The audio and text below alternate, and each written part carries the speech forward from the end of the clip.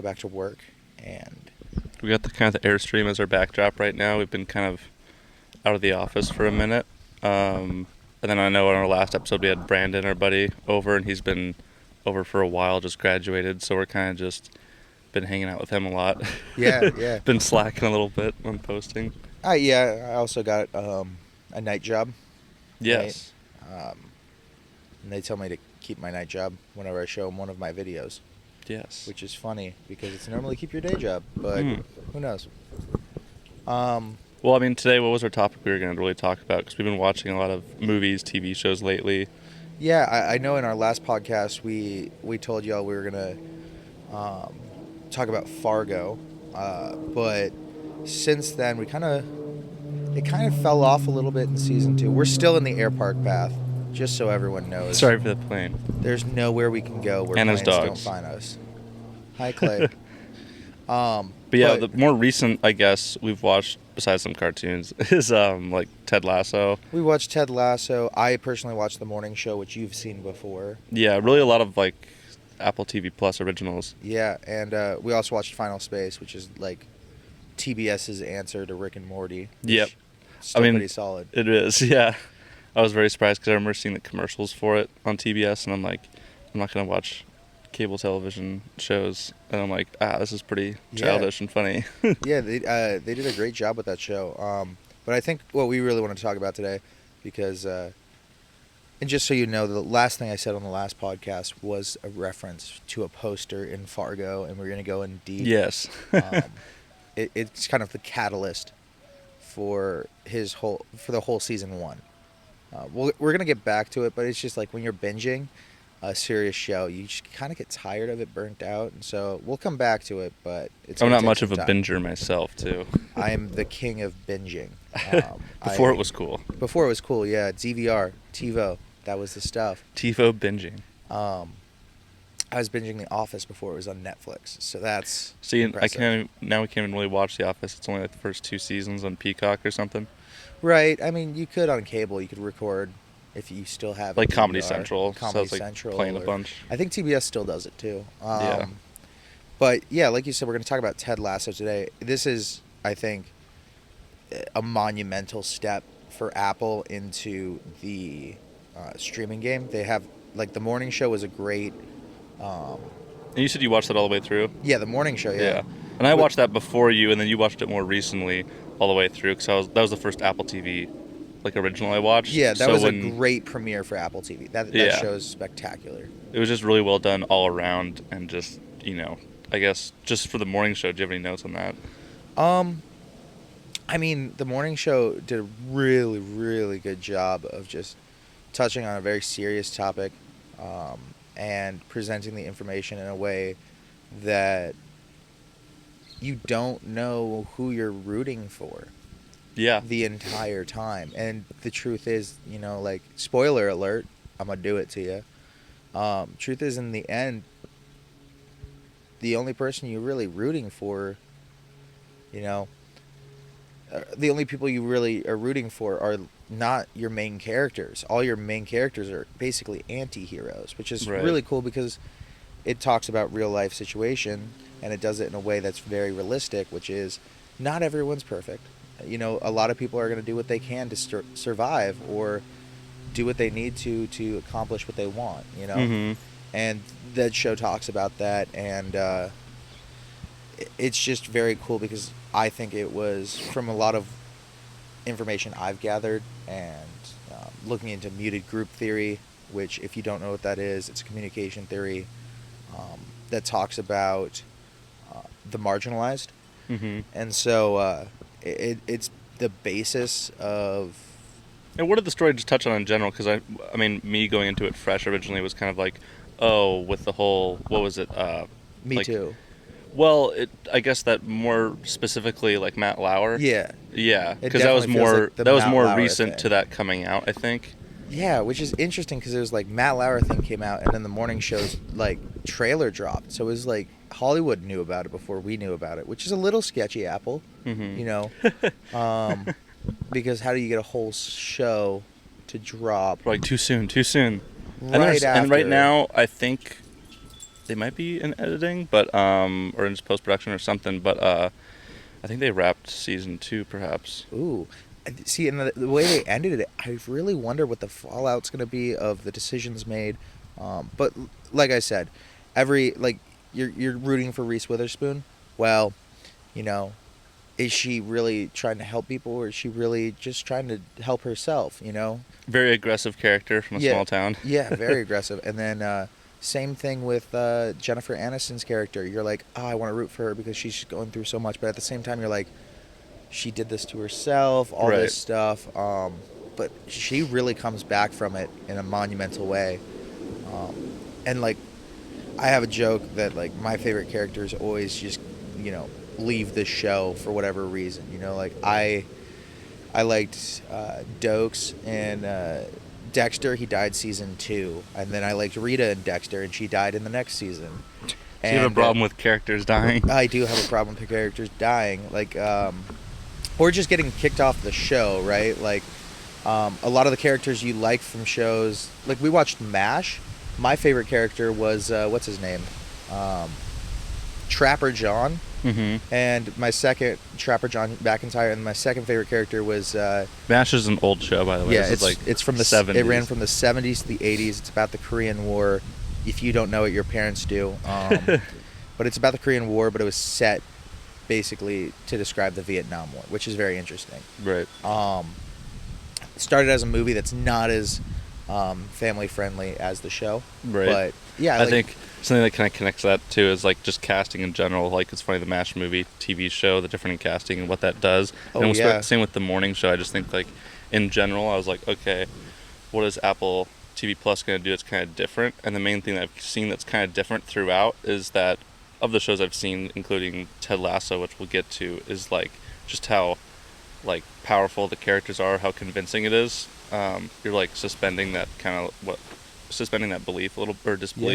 Yeah. So it was pretty cool watching that, especially because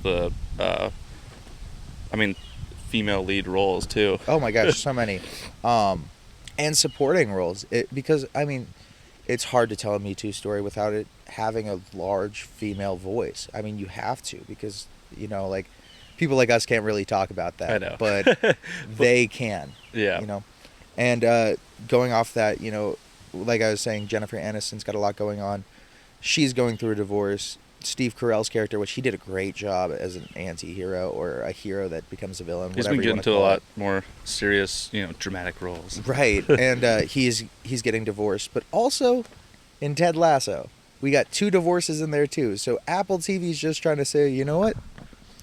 When you're getting divorced, you do some crazy stuff. Like, I wonder, is Tim Cook divorced? Well, the thing is, too, is it's kind of like people's thing with, like, that movie La La Land, where it was like, okay, I see that in the narrative of this, it's kind of like there's a problem, but in the grand scheme of things, is it really that big of a problem? Because when you really break it down, a lot of them are very, like, small, like, personal, like, little things, so it's kind of like, oh, we have problems, too. Right, and so, like... It's very kind of corporate-level problems. It could be that very easily. With the morning show being like, a huge news network, and then with Ted Lasso, it's like one of the huge money-operated soccer team. I'd argue that the morning show and Ted Lasso do have their down-to-earth problems, because we see, because while they're all superstars and all-stars and celebrities in these shows, mm-hmm. Ted Lasso really isn't. He was a coach of a Division II college football team. Go Shockers. That was this, just so everyone knows. You don't flag us. No, anytime I root for a team, I don't know what their hand it is. I just do that. I usually throw up the Shaka. But Wichita State is like the coach he is, and so he's nobody who went viral, and then he gets pulled into this world of celebrity, like superstardom. It was like football to like football, right? Yeah. And then we have the other side of the coin, which is, right, you're saying the corporate side, the celebrity side. But same thing with morning show. We have Bradley Jackson, who's a local, getting tossed around different markets. There's always going to be that, like, reporter, underdog kind of. Yeah. And she's awesome. She does a great job with that. And she has some really serious issues. She has a mother who is extremely codependent and blames her for all of the issues with their family, and a dad who was an alcoholic, and a brother who's an addict as well. And so it just talks on all these, things. But getting into Ted Lasso, what I really like as it's kind of like for me, it's like their sophomore showing. Right? They had Central Perk or Park or whatever it is, and all those other little kind of whatever shows. But this was really another chance for them to show what they can do in the streaming game. And they did a comedy, which you wouldn't expect from Apple because they're all serious. But yeah. And what's his name? I mean, Jason Sudeikis or Sudeikis. Yeah, Jason Sudeikis. I mean, he did a great job because it was like, I'm like, he's a coach, like it's funny, whatever. But then there would be like those times where we're like, one of the soccer players, whatever, like it's like, oh, I'm not practicing, and he just gets on his ass the whole time and just like chews him out, and I'm like, oh. Right, and the thing is it's incredible because he's used to, again, amateur athletes, and he gets just literally thrown in like 10 minutes into being at the training complex. He is thrown into a massive press conference where all these people just want to see him fail, and they all want to make fun of him, and each character kind of has like their opposite. Again, connecting with the morning show a little bit, where you have like Jennifer Aniston being more like looks like calm or collected, and then Witherspoon kind of more like all over the place, and then there's the assistant coach in Lasso. But she's calm and collected. Yeah, and like maybe like off screen. Yeah, off screen. And with Ted Lasso, he's kind of like the funny, very witty, whatever, and then you got the assistant coach who's just like, he's funny in his own way, but he's very quiet, monotone, very just like collected. Driest humor, knows what he's gonna say. Like, there's one point where they're getting a reporter's doing an expose on Ted Lasso, and he says, we're leaving our whole who does the strategizing for your team, and he's like, oh, that man over there, and he's like, and the Independent. Yeah. It's Trent with the Independent. He's my favorite character. Please don't get fired. Plus, I mean, if you like, Tripp's got the hair, the Independent's got the hair in the show too. It's just like, he's just Trent Krim, Independent. But yeah, he's doing an expose on Ted Lasso, and they start talking about their kit man, which is, if you don't know, it's basically a ball boy. Yeah. Like, you are just a child and he's like 20 something, and he is just the most shy, like, don't touch me like that. Yeah, he's like, you know my name? You remembered my name? Yeah. But he's like, you entrusted your entire team's tactics to the kit man? And he's like, yeah, well, that boy's forgot more soccer than I'll learn in my life. And he's like, it's a good point. And then he's like, Coach Beard, you got anything? Which Coach Beard is the quiet, reserved guy. Yeah. And he goes, good kid. And he's like, whoa. And he starts freaking out. And Trent Krim's like, what the heck's going on? And then he's just like, you mean that, Coach? You mean that? And he goes, it's like, oh, there's your headline right there. Man nods. Plus, with that whole, with Apple TV Plus in general, I think there was an article I was seeing too where it was kind of like, you had to have like, most of it was British actors, I believe, and he was kind of like that Southern charm kind of like brought into the mix, because throughout some of the other shows they have too, it's very like maybe British or maybe like more sounding proper, and then Jason Sudeikis really sells like the whole kind of like Southern accent. Right. And it's convincing enough. Funny thing you bring that up. I like day 7 quarantine, Netflix dropped a show called 100 People or something like that, or whatever it is. But it does all these social experiments with 100 people that are staying at this like camp, and it shows you a good sample size of people, and it explains psychological theories and all these experiments that have been done. And one of them was they had a Southern woman teach yoga to 50 people, and then they had a British woman teach yoga to 50 people. And of those people, more people said that the woman who had the British accent was a lot more knowledgeable. She really knew what she was talking about, stuff like that. It was the same woman, actually. Same woman did both accents, did the same thing verbatim, and they said that the British woman sounded more like she knew what she's doing. The Southern woman didn't seem like she knew what she was talking about. Right. And it talks about that unspoken bias we have for different things, which goes back to what you're talking about. It's completely set in Britain, and a huge issue is intelligence. You don't understand what life's like here. You don't know how things work. There's a lot of times where Ted Lasso has to challenge that because, one, he's very well read, which is what you're not expecting, but they show that real quick when he had this burnt out book. Right. He picks up from his seat, and then, like, episode 2, he gives every player a different book to help them with, Plus, what they're doing. His just overall emotional intelligence is, like, kind of off the charts because, like, every day he goes in the office and gives what's her name, like, that little treat or whatever, and she has, like, every day, and she's like, I need it. and the first thing she says is, find out where he got these biscuits, because I don't want to have these biscuits with the boss anymore. And turns out he's making them every day. And, like, one day when he comes in upset, he's like, oh, here are your biscuits, and he throws them down, and he's like, I hope they're not as good as normal, but damn it, they are. I finally cracked the recipe. I cracked the recipe. They're the best ones yet. Plus, everyone has, like, their own little kind of, like, arc, too. Like, I wouldn't have known that they ended it very well compared to other shows where we're like, like, I wish they ended it better. Because even, like, Jamie the main... Stark. Yeah, even the main owner's, like, assistant, what's his name? Has his own little, like, arc Higgins. and everything. Yeah, Higgins. So it was just kind of, like, people where I'm like, huh. Or even, the original kind of, like, antagonist in the team, his Jamie girlfriend. Stark. Yeah. Like, she kind of Keely. had this whole arc with it that I wasn't really seeing as well. So I'm like, wow. Yeah, and I think they did a really good job of, like, establishing arcs throughout, because each person has their own arc. Like, everything's established in episode 1. We got the new guy, and I was just, like, watching it, and I was like, okay, so that's going to be the guy who's, too good for everyone else, but he's going to buy on quickly. That's the guy who's going to be the hardest sell. That's the guy who's just literally immediately going to be like, I love this.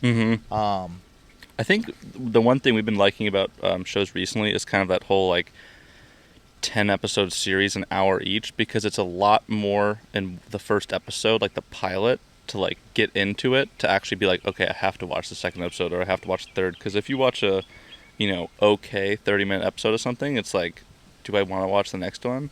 Right, and but like an hour at a time, so much. Right, and like what you said about The Office, Peacock's only shows the first 2 seasons, which is probably going to hurt them because The Office really didn't hit its stride till season 3, and season 4, and it's like 1 and 2 are great because it's a great expose of American work life, but then it kind of gets more into like, oh, this is going to have a lot of longevity to it in season 3 and 4. And then they fall off towards the end. But still, it's Don't they still have, like, the original Office with what's his name? Right, yeah, no. On, like, HBO or something? Ricky Gervais. I think they also have it on Hulu. Huh. The UK Office, which, yeah, if you watch the American Office first, the first episode is verbatim. They just copied the pilot. Like, the only thing that's different is they're British. Like, when Jim puts Dwight's stapler in Jell-O, or his mug or whatever it is, they call it jelly. And I'm just like, ugh, that's so off-putting. But what was next week or this weekend or something like that? Isn't it like the Oscars? We're gonna be like the anniversary of Ricky Gervais. Right. The 1-year anniversary. Yeah, of him just kind of like losing it. If you I'm sure everyone's seen that the video. The Oscars were before.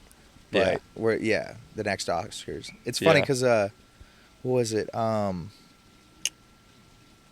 were just talking about it. Totally just Ricky Gervais, The Office, first 2 seasons. Oh yeah, I was just gonna bring up that a movie we saw this summer is nominated for an Oscar. It's, just absolutely crazy because when we first saw the teaser on Netflix for this movie, we looked at each other and we're like, no, we're not gonna do that. We're like, how old is Will Ferrell now? What's he doing? How old is he? Why is Rachel McAdams in this? Oh, these jokes are terrible. Yeah. And then we all watched it together as a joke because it was and this is like, of course, this is gonna be bad. Put it on. What movie is this? This is Eurovision. Which I didn't even know that was an actual thing beforehand, to be honest. And we fell in love. We fell in love with that movie. It is such a good movie. It's just amazing. We both love just the songs in it, especially the last one. Well, the one that's nominated for an Oscar. So Will Ferrell could win an Oscar this year. Probably won't, but could win an Oscar for best original piece in a movie. Yeah. Because he features in it going, oh. The worst part of the song too is his part. Yeah, no, I think the really... actual artist is like this Icelandic woman too. Yeah, did a really good job. Which is kind of funny because what's her name? McAdams. Rachel McAdams. Yeah, like her on stage singing. I'm like, no, no. And so like you said, Eurovision's a serious actual contest. The funny thing is, the last time I watched it with my family friends I've known forever, and they were like, Eurovision Song Contest? Oh my God, there's a movie about this. Exactly. And like they're just loving it, and like we watch it and they're like cracking up the whole time, and it was great. And they were talking about how like, oh yeah, ABBA came from this, and like it's the first scene which, you know, like you see ABBA, and she's like, oh my God. And, like it was just really funny because again, we're going back to that cultural divide. That's kind of the theme today, is the difference between British cinema and American cinema. Yeah, and I love British cinema. I mean, like Ted Lasso, I think that was the one, correct me if I'm wrong, that had like some really weird Dutch angles. Right. That was like when he's yelling at Jamie Stark, he's just going. And it would like tilt a little bit, or it would just like cut to like a little bit, not too much, but just to show that the world's kind of like No, like, the one where he's yelling at him in the locker. Yeah. It hits like full 45-degree angle. It's like, oh, the world is sideways right now, like boom. So like the use of a Dutch angle, when I see it used correctly, not correctly, but like done very well, I'm like, okay, like that's awesome. Yeah. They were thinking about it. And the thing is, you know, like Ted Lasso's whole story is, you know, he is this guy who's, like you said, emotionally wise beyond his years. He can handle any situation that's thrown at him with other people's problems. You know what's another thing that's interesting, because you were talking about the divorce too being like an issue, is in real life, didn't he recently get divorced to Olivia Wilde? I think so. That's probably where he drew upon that. I was like, maybe that was like maybe if I just take some stuff from my own personal life, I can put that into the show. Right. I feel like that's kind of dark, but I'm like, I was just thinking about that, because I'm like, in real life, I'm pretty sure he also got divorced. Yeah, and if you know who Jason Sudeikis is, and you've seen him in any other show, that's why it took me so long to watch Ted Lasso, was because I've seen him in movies. He's that guy, kind of in... I watched him on SNL when he first started, and it was just kind of like, he's that guy who's like, oh, Wasn't he on like, I think the last one I saw was he on like Horrible Bosses or something? Yeah, or... Horrible Bosses 2. Yeah, and like some other like kind of more comedy shows like that'll probably, you know, go on a streaming platform or something. But... Exactly, and it's just kind of like, you know, and he got his start on SNL, so you think, oh, well, you know, like, this guy's just comedy. He's just comedy. And then they hit you with his dramedy, and he just rocks the house. And there's one scene where he's just having a panic attack, and the song is from Frozen, and it's hilarious because you're listening to the words, and they align with him so well, but the cognitive dissonance between, it's Let It Go, between the overcoming of your... problem and embracing it of one character, and the idea that his world is just tumbling down is just really cool, because the words match up for both stories. Yeah. And you were saying the same thing, I think, too, for not the exact words, but like for the guy from The Office. Where it's, I think Steve like Carell. Yeah, I think like Apple TV somehow has like this power to kind of like turn people's careers, not like upside down or anything, but kind of like change it, because it's like, I mean, we see characters like those, or like actors, and then they can just go into a different role like that and then nail it, and then be cast maybe into other roles like that in the future, so they're not stuck in one position, because everyone has like their little almost like niche and they get stuck in it. Right, and I really want to see more from Jason Sudeikis, because he's no longer just a character actor. Yeah. One last thing, because time's starting to run out. All right. I wanted to touch upon, between both the morning show and the Ted Lasso, not the Ted Lasso, but just Ted Lasso, is they do this great thing of not foreshadowing, but they do a great job of foreshadowing with these little breadcrumbs they leave throughout the whole series, that just keeps tying into the next episode.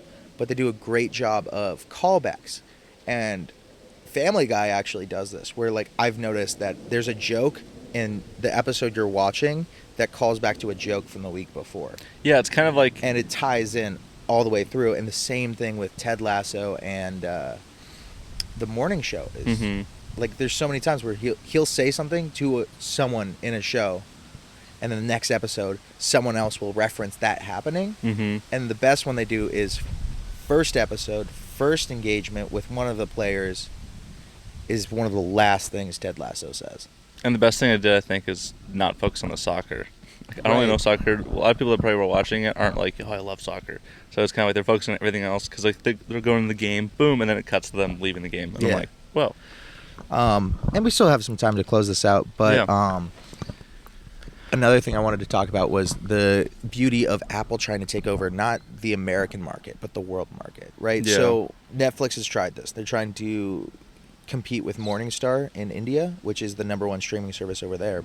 And they've come out with some Bollywood movies and stuff like that. That's obviously not appealing to us. They just have so much content. They just have like a surplus of content where Apple's kind of like, we can only put out like what we see as like the best content. Exactly. Know?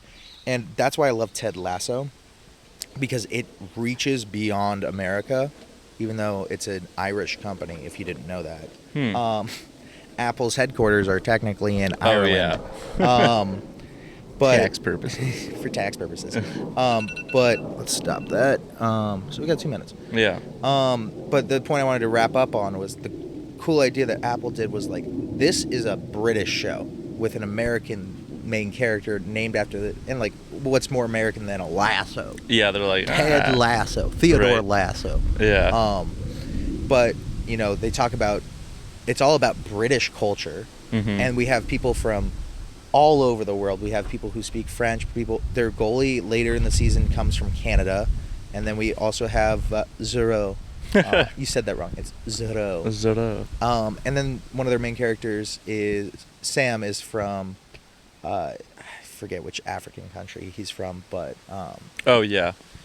I don't remember either. He's one of my favorite characters. He's great. I'm really excited for his love interest, hopefully coming in season 2. Did they say anything about like a new season of Ted Lasso? I don't know. Huh. I don't know.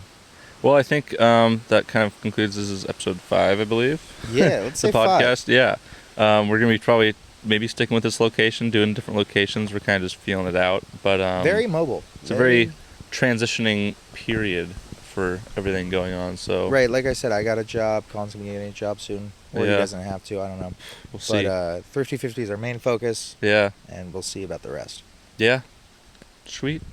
Well, stay tuned for episode 6, and we'll probably just keep talking about, I think what we've been watching and everything, and just kind of finding a theme throughout, because why write a script? Yeah, why write a script? And we might even go back into the tech world, so if you're not into that, don't worry about it, but yeah, let's think about that. Apple Keynote. Vintage glass. Yeah, Apple Keynote. They came with new products, so hopefully we can maybe talk about some cool stuff, and our M1 chip Mac Mini came today, so we're going to open that up at some point, too.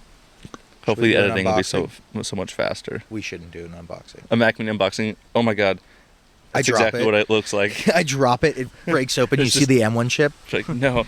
All right. Well, thank you, and remember to stay on your bankroll.